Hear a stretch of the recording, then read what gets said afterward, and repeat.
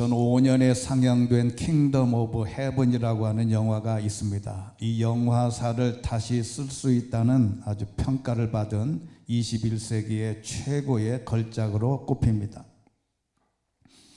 이 영화에 등장하는 왕, 킹은 문둥병, 일명 한센시병 환자입니다.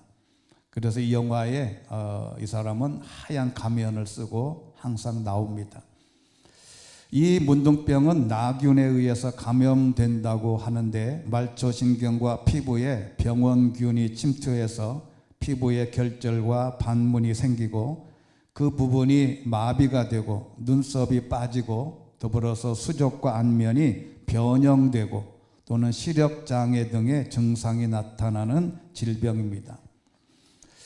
그런데 문제는 이 영화에서 아버지가 죽고 왕으로 등극한 6살짜리 아이가 불도장을 찍는 과정에서 뜨거운 남물이 손등에 떨어졌는데도 활짝 웃습니다. 그걸 바라보는 어머니의 눈에서 피눈물이 납니다. 아버지와 똑같은 질병을 앓고 있었기 때문입니다.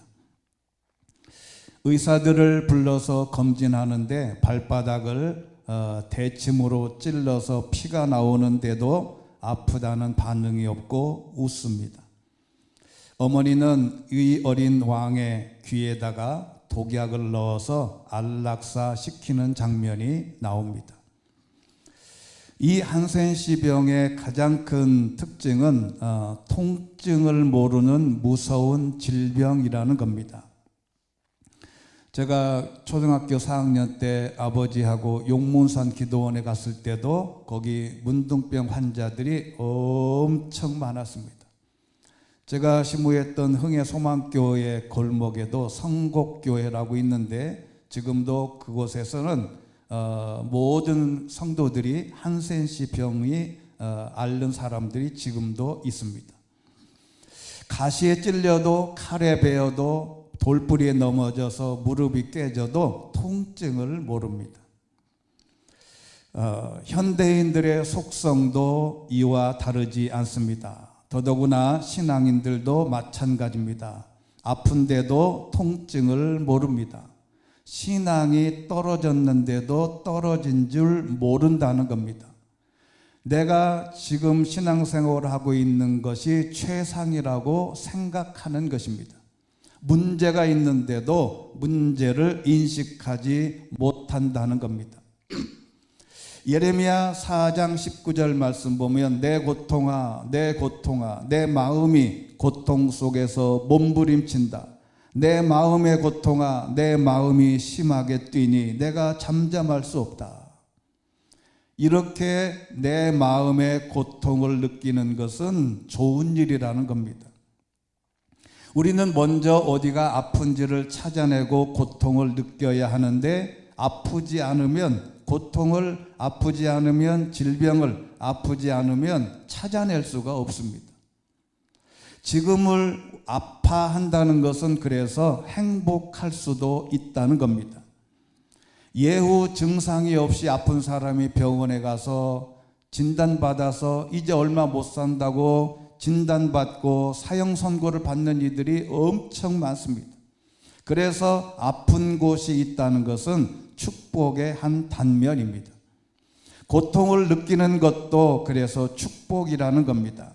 그런데 제가 말씀드리고 싶은 것은 그 당시에 한센시병, 문둥병에 걸린 사람들을 레위기 13장 3절에 있는 말씀 보면 제사장은 그 피부에 난 피부병의 부위를 살펴보고 그 피부 질환의 부위에 난 털이 하얗게 되거나 우묵하게 들어가 보이면 그것은 악성 피부병, 즉 문둥병이에요. 제사장은 그를 살펴본 후에 그를 부정하다라고 선언하고 격리시킵니다. 제사장은 그것을 살펴보고 부스럼에 피부에 퍼졌다면 제사장은 그를 부정하다고 선언하고 격리시켜요. 이렇게 한센시병은 문둥병에 대해서 부정하다고 선언했는데 이와 동일하게 부정당했던 질병이 있습니다. 오늘의 질병이 바로 오늘 등장하는 여인이 했던 혈루증이라는 질병이에요. 병에 걸려서 예수님을 만난 것이 하나의 축복인데, 예수님 당시 이 여자가 등장해서 이 질병에서 낫고 새로운 삶을 찾아가는 과정이 오늘의 본문에 있는 말씀입니다. 최소한의 옷자락이라도 만져야 한다. 첫 번째는 고통이 보이지 않는 고통의 역사가 있습니다. 한 이름 없는 이 여인이 고통이 시작되는데, 오늘 25절에 보면 그 가운데 예수님을 따라다니던 많은 사람들 가운데 혈루병으로 12년 동안 앓고 있는 여인이 있었습니다. 이 여인은 여러 의사들에게 치료를 받고 고생도 많이 하고 재산도 다 탕진했지만 병은 낫지 않고 점점 더 악화될 뿐이었어요. 이 병명을 구체적으로 밝히지는 않지만 헬라어 원문에는 리시스 하이마토스라고 하는 병명을 말하는데, 이것은 피의 흐름, 멈추지 않는 출혈을 말합니다. 이것은 단순한 생리 현상이 아니라 지속적으로 병리적인 출혈을 의미하는데, 의학적으로 볼 때 당시 이와 같은 만성 출혈은 자궁 근종이나 호르몬 이상 또는 자궁 내막 질환 또는 감염성 질환일 가능성이 아주 높습니다. 그런데 이 고대 사회에서는 이 질병을 치료할 의학적 수단이 거의 없었고, 특히 여성의 질환은 수치와 침묵 속에 방치되기 일쑤였습니다. 이 마가는 그녀가 12년 동안 소가리를 했다는 것입니다. 이것은 단지 실패했다는, 치료를 못 받았다는 게 문제가 아니에요. 절망이 쌓여서 이제는 생활을 포기해야 할 절대적인 위치에 와 있는 겁니다. 왜 그러냐면 레위기 15장 25절에서 27절 말씀 보면 지속적인 출혈을 겪는 여인을 부정한 존재로 낙인 찍어버렸기 때문에 그래요. 레위기 15장 25절 보면 여자에게 생리기간이 아닌데도 여러 날 출혈이 있거나 생리기간을 지나도록 출혈이 있다면 출혈이 있는 동안에 그녀는 부정하다. 그녀는 생리기간의 경우처럼 부정하다. 그가 누웠던 잠자리 그녀의 출혈기간 내내 생리 때의 잠자리와 같을 거고, 그녀가 앉았던 모든 것은 그녀의 생리기간의 부정함과 같이 부정하다. 그리고 누구든지 그런 것을 만지는 사람도 부정할 것이니 그는 자기 옷을 세탁하고 몸을 물로 씻어야 하며 그날 저녁까지 부정하다. 어울리면 안 된다 이 말이에요. 여기는 이 부정하다는 말은 단순히 위생 문제가 아니라 하나님 앞에서 접근 불가 상태를 선포하는 거예요. 문둥병 환자처럼 격리해서 사람들과 생활할 수 없도록. 그러니 이 여인은 속였어요, 사람들을. 이걸 알려지면 사람들과 어울려서 밥도 같이 못 먹고 같이 생활할 수 없어서 외딴 곳으로 격리될까 봐 모든 질병을 숨기고 살았습니다. 12해 동안 12년 동안 공동체로부터 추방된 존재였어요. 예배에도 배제되고 모든 관계가 이제 끊어진 존재로 살아가게 된 것입니다. 병은 그녀의 몸에서 시작됐지만 이 고통은 그녀의 삶의 전체를 이제는 포기하게 돼 있습니다. 그래서 이 여인은 군중 속에서 혼자 소가리를 했습니다. 여러분, 결혼을 했겠어요? 지금이야 결혼하지 않고 혼자 사는 것도 컨셉이라고 하지만 당시에는 결혼은 필수였고, 결혼하지 않은 여자는 사람 취급을 하지 않았어요. 근데 이런 질병을 가지고 12년을 앓고 있었는데 결혼이나 했겠어요? 아무것도 할 수 있는 게 없어요. 보이지 않는 고통의 역사를 가지고 있었습니다. 문제는 누구나 이러한 감춰진 고통이 있을 수 있다는 겁니다. 누구에게나 말할 수 없는 자기만의 고통. 권사님, 목사님, 저 이런 기도 제목이 있는데 이것 좀 기도해 주세요. 그거는 쉬운 겁니다. 그렇게 말할 수 없는 기도의 제목이 있다는 겁니다. 나만이 알고 있고 누구에게도 말할 수 없는 자신만의 고통이 있고 누구에게나 말할 수 있는 고통이 있는데, 이 여인은 아무에게도, 부모에게도, 친구에게도 아무도 말할 수 없는 자기만의 고통을 12년 동안 끌어안고 살았다는 겁니다. 얼마나 고독한 삶을 살았겠냐. 그런데 27절에 있는 말씀을 보면 이 여인이 놀라운 소식을 듣습니다. 그러던 중에 예수의 소문을 듣고 뒤에서 무리들 틈에 끼어들어와서 예수의 옷자락에 손을 댔다는 겁니다. 소문을 듣고 예수의 소문을 이 여인만 들었겠습니까? 그 당시에 수많은 질병을 갖고 있는 이 여자와 동일한 질병을 앓고 있는 사람이 많았을 거예요. 그런데 이 여자만 예수의 소문을 듣고 내가 예수님께로 나가야 되겠다는 결단을 하게 된 겁니다. 여기 뒤로 와서라고 하는 표현은 원래의 본래의 뜻은 숨어서 드러나지 않게, 얼굴을 마주하지 않고라는 뉘앙스를 지닌 단어입니다. 왜요? 예수님 앞에 설 자격이 없다고 여겼습니다. 율법적으로 부정한 몸, 사회적으로 배제된 삶, 심리적으로는 수치와 두려움에 짓눌린 존재였어요. 근데 그녀는 말할 수 없었습니다. 요청하지도 않았어요. 예수님께 공개적으로 나타나서 내 질병을 고쳐달라고 말할 수 있는 상황이 아니었단 말이에요. 기도조차 못했습니다. 그녀는 단지 옷을 만진 것이 아니라 율법을 완성하시는 분의 거룩함에 손을 댄 겁니다. 그래서 세 번째는 결단한 거예요. 28절에 있는 말씀이 놀라운 말씀입니다. 같이 하면 큰 목소리로 읽습니다. 시작. 예수의 옷자락만 닿아도 내 병이 나을 것이다 라고 생각한 것입니다. 아멘.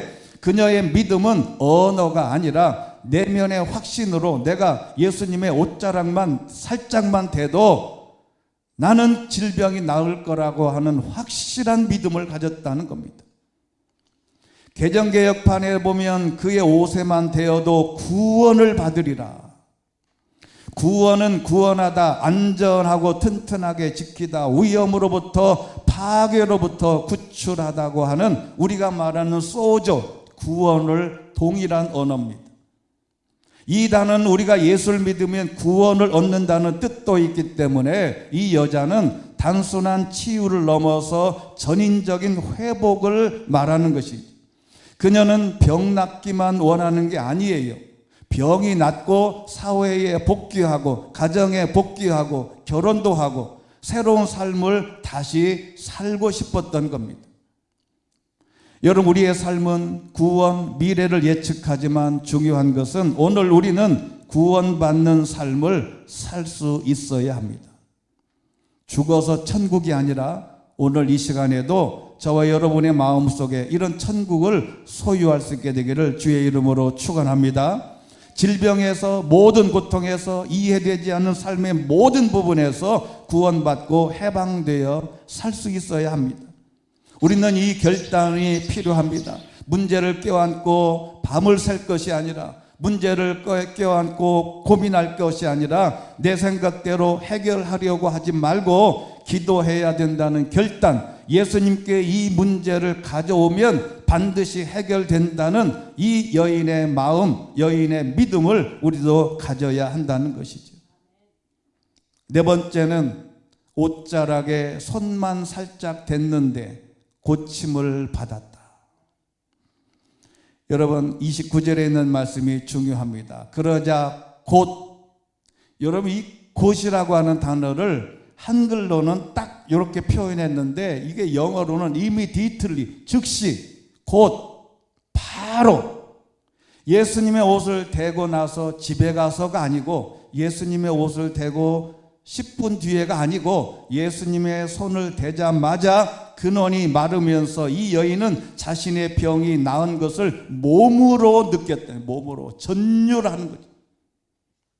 그 손을 대기만 했는데 출혈의 근원이 말라져 버렸다. 여기 악세란데라고 하는 단어는 마른, 시들은 바짝 마른, 그냥 시들시들한 게 아니고 바짝 마른.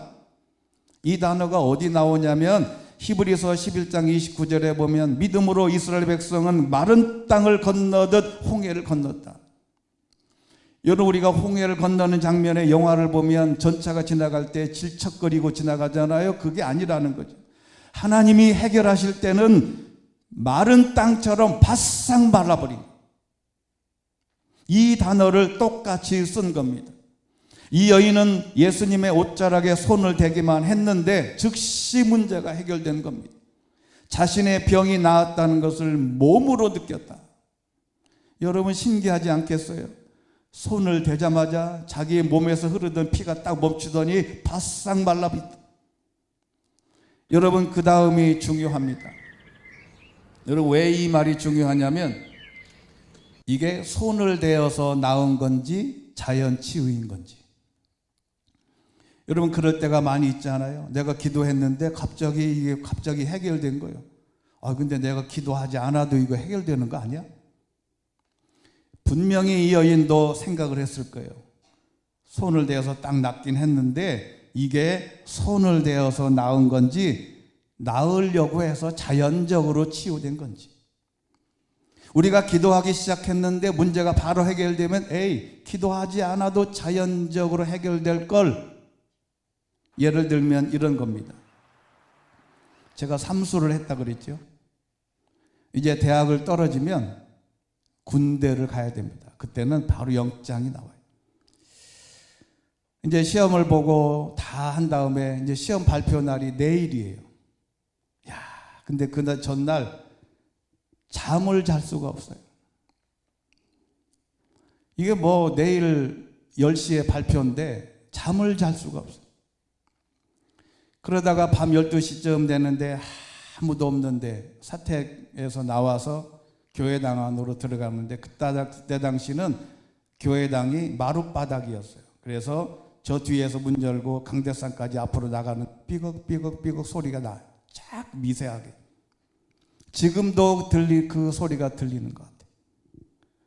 그래서 쭉 나와서 강대상 앞에서 무릎 꿇고 기도했어요. 하나님, 합격하게 해주시면 나는 약속대로 목사가 되겠습니다. 떨어지면 알아서 하세요. 그때처럼 간절하게 기도했던 적이 없어요. 누구 말 맞다나 아버지가 목사면 신앙 안에서는 진골인데 어디 가서 아버지 이름을 팔면 모든 것이 다 통과되는데 혼자서 기도했던 적이 처음이었어요. 그렇게 간절하게. 제가 한번 질문하겠습니다. 그 이튿날 합격자 발표를 했는데 떨어졌을까요? 붙었을까요? 그 이튿날 학교에 가서 게시판에, 그때는 뭐 게시판에 다 붙여놨어요. 그걸 보고 딱 보니까 제 번호가 있는 거예요. 그리고 나서 딱 돌아섰는데 하필 그때 타이밍이 눈이 엄청 많이 오고요. 그냥 흰 눈이 쫙 내리는데 이거 하나님이 나를 축복해 주는 이건 무슨 세리머니인가. 내 생애에 기뻤던 일 중에 하나인 것은 분명해요. 근데 제가 질문해 볼게요. 내가 그 전날 간절히 기도해서 합격했을까요? 아니 이미 합격한 상태에서 기도한 걸까요? 여러분, 이걸 기도해서 합격했다고 믿는 것이 믿음이라는 거예요. 여러분, 세상에는 우연이 없어요. 내가 그렇게 기도할 줄 알고 하나님이 저기 몇 달 전부터 이 모든 문제를 해결해 주신 줄로 믿습니다. 여러분, 그래서 이게 굉장히 중요한 거예요. 내가 어떤 결과를 낳았을 때 이거는 하나님의 은혜요, 하나님의 축복이요, 기도의 응답이라고 믿는 게 진짜 신앙인 거예요. 그래서 예수님이 이렇게 말씀하시는 겁니다. 동시에 예수께서도 자신의 몸에서 능력이 나간 것을 알아차렸어요. 이 여인이 자연치유가 아니라 하필 예수님의 옷자락에 손을 대었을 때 나은 것인지 예수님의 능력인지 궁금했을 텐데, 그래서 예수님이 이렇게 물어요. 질문합니다. 예수께서 사람들을 돌아보며 물었습니다. 누가 내 옷자락에 손을 댔냐? 이 여인이 고민하고 이게 손을 대어서 그런가? 자연치유인가? 고민한 것을 해결해 주려고 하신 겁니다. 정보 수집이 아니에요. 예수님은 이미 알고 계셨어요. 이 질문은 숨어있는 믿음을 드러내기 위한 하나님의 계획이었습니다. 그런데 제자들이 뭐라 그래요? 이 제자들이 짜증을 낸 거예요. 이렇게 많은 사람들이 밀어내는 걸 보고 누가 손을 대었다고 물으시냐? 예수님도 너무 민감한 거 아니냐? 아니, 지나가다가 살짝 손을 댄 것 같은데 이 많은 사람들 중에 누가 손을 댔다고 물어보느냐? 제자들이 아주 농을 했습니다. 제자들은 아무것도 모르고 군중 속에서 옷자락에 스칠 수도 있지, 무슨 엉뚱한 소리냐, 너무 예민한 것 아니냐, 점심에 다른 걸 드시고 커피를 드셔서 예민해진 게 아니냐. 근데 예수님은 수많은 사람이 밀쳤지만 단 한 사람이 자기 옷깃을 만지고 자기 안에서 능력이 나간 것을 확인했습니다. 그러자 이 여인이 이제 알았어요. 나를 보고 하는 얘기구나. 여러분, 우리가 신앙생활 할 때 누가 어떤 음성을 듣거든 나보고 하라는 얘기구나 할 때 순종하면 더 큰 은혜가 있습니다. 33절, 자기에게 일어난 일을 알고 있는 이 여인 혼자만 알아요. 예수님의 발 앞에 엎드려서 두려움에 떨면서 사실대로 말해요. 왜 두려웠겠어요? 자신의 질병을 속이고 온 삶이 많은 사람에게 들통날까 봐 두려운 거예요. 여러분, 기도하면 응답받으면 본인은 압니다. 하나님의 능력으로 된 것인지 아니면 우연인지 우리는 기도해서 응답받으면 자신은 압니다. 남들이 아무리 뭐래도 본인은 알아요. 그래서 고백하는 것입니다. 그래서 예수님이 확인 도장을 찍어줘요. 8번째, 따라. 예수께서 여인에게 말씀하셨습니다. 따라, 내 믿음이 너를 구원했다. 여기도 이 단어가 따라라고 하는 단어가 너무 작아요. 여기는 부를 때 따라라고 하는 말은 예수님이 뒤가텔이라고 부르는 거예요. 뒤가텔. 이 말은 딸일, 하나님의 딸, 거민과 국민, 여자의 후손. 이게 무슨 얘기겠어요? 너는 집에서 아버지의 딸이고 하나님의 딸이고 너는 그렇다면 이제 거민으로 국민으로 사회로 회복해서 살 수 있는 사람이라는 것을 선언한 것입니다. 하나님의 딸로, 아버지의 딸로, 국민의 딸로 모든 것을 회복시켜주는 단어인데 혼자라고 생각을 했는데 이제 모든 관계의 회복이 시작됐다는 것을 선언한 겁니다. 이게 얼마나 놀라운 일이에요. 마치 제사장이 문둥병 걸린 자를 해방시켜 주듯이 회복의 단어입니다. 이 단어 하나로 예수님은 그녀의 정체성을 새롭게 규정하셨습니다. 그녀는 더 이상 부정한 여인이 아니에요. 더 이상 숨어 살 수가 있는 존재가 아니에요. 그는 하나님의 가족 안으로, 사회 가족 안으로, 가정의 안으로 회복된 딸이 되는 것입니다. 여러분, 사실 질병이나 가정사, 남들에게 말할 수 없는 어떤 문제가 있으면 사회생활도 교회 생활도 힘들어요. 내가 이런 가정사가 있는데 누가 나를 욕하지 않을까? 근데 이 문제가 해결되고 진짜 해결은 이 모든 것이 회복되면 이게 하나님의 은혜인 줄로 믿습니다. 여기까지 회복이 돼야 돼요. 그래서 10번째는 예수님이 선포하셨습니다. 내 믿음이 너를 구원했다. 이 여인이 옷자락이라도 만지면 나는 나을 것이라고 하는 믿음 때문이었고, 여인에게 그리고 우리에게 말씀하시는 것인데, 믿음은 우리가 잘 아시는 대로 피스티스인데, 진리에 대한 하나님의 신실성에 대한 믿음, 종교적 선생님에 대한 확신, 특히 구원에 대한 그리스도를 신뢰하는 믿음이 이것입니다. 이것은 우연이 아니에요. 네가 지금 병이 나은 것은 옷자락에 손을 댔다고 해서 나은 게 아니라, 옷자락에라도 손을 닿으면 나을 것이라고 하는 마음의 확신이, 믿음이 너를 구원했다는 것입니다. 바로 우리에게 이러한 믿음이 필요합니다.